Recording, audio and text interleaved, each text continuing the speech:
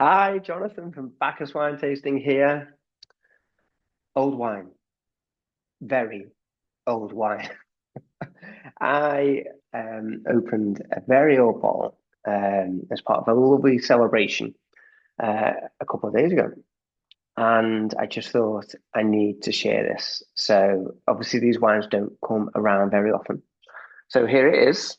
It's a Spanna, which is the regional name for Nebbiolo in Gattinara, which is in northern Piedmont. It's a DOCG region. Um, and here it is. And you might just, if I get in focus, there we are, 1971. 1971. um, Needless to say, this was officially the oldest wine that I'd ever had the joy of trying. I've had some pretty old fortified wines before, but given that this is a table wine, um, it is quite remarkable. And not going to share anything about faults or anything like that, or testing the quality. That's all given because this wine has already been enjoyed.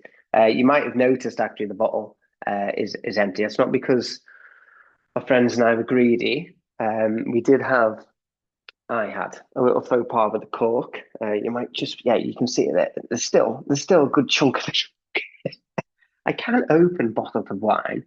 Um, it's just that with old wines, they do tend to crumble, and that is what happened. So I used a teapot. Yes, you heard me right. Teapot to strain out the wine from the bottle and decant it. So there we go. Here it is. Some of it that I do have left. You probably can't, maybe you can see the hue over there. You probably can't appreciate the color too much on the camera. It is, needless to say, brown, and quite still not completely deep, but a good amount of intensity in the color still, which is quite remarkable. But the joy really is in the nose. Oh, it's very pronounced, and but there's lots of complexity here. This was the joy of sharing this bottle the other day. Number one, it's still alive. Uh, number two, there's a lot going on. Um, oh, so intense. There's a soy character and a soy sauce, umami character, a bit of kind of balsamic. There's lots of dried fruit that you might imagine, kind of figs and prunes. Some licorice and spicy notes as well, and those kind of components, which is really interesting. The regulations for these wines, not typically to be, I mean, they are renowned as Nebbiolo is as a great variety. They will obviously be familiar with the likes of Barolo. These wines are known for their ageability. It's not the done thing to keep them hanging around this long, but it's an absolute marvel that it's still alive and kicking. There's the requirements are 4 years aging before release. Clearly, this has had a significant amount of time more in bottle, at minimum of 2 years in wood. So all the kind of secondary components are still intact here as well from that oak maturation.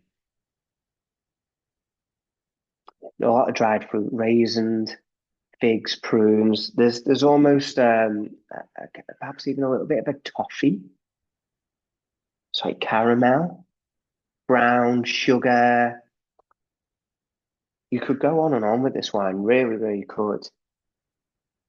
Interesting one. Tea leaves, cold tea. I mean, it looks a bit like cold tea in the glass. Absolute marvel. But is it intact on the palate?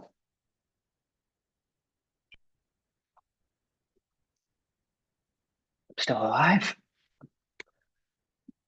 Really impressive. There's still bright acidity here. The regulations in the region here in Gattinara are that rather than typically using 100% Nebbiolo, some indigenous grape varieties known for their higher acid and fruit profile are blended in to give it more ageability.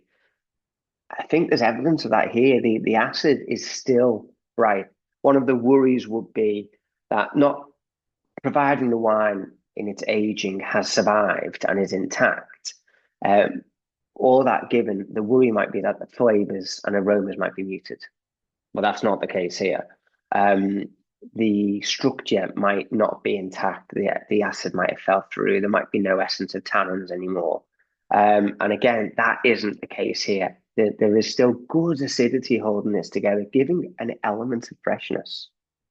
Tannins are probably what are just clinging on, really. I mean, they're very soft, and there is a structure to them that clearly tannins are contributing to. But knowing the great variety and maybe just having a sense of what it might have been like in younger years, you can appreciate that that's perhaps a structural component here that has started to fade the most.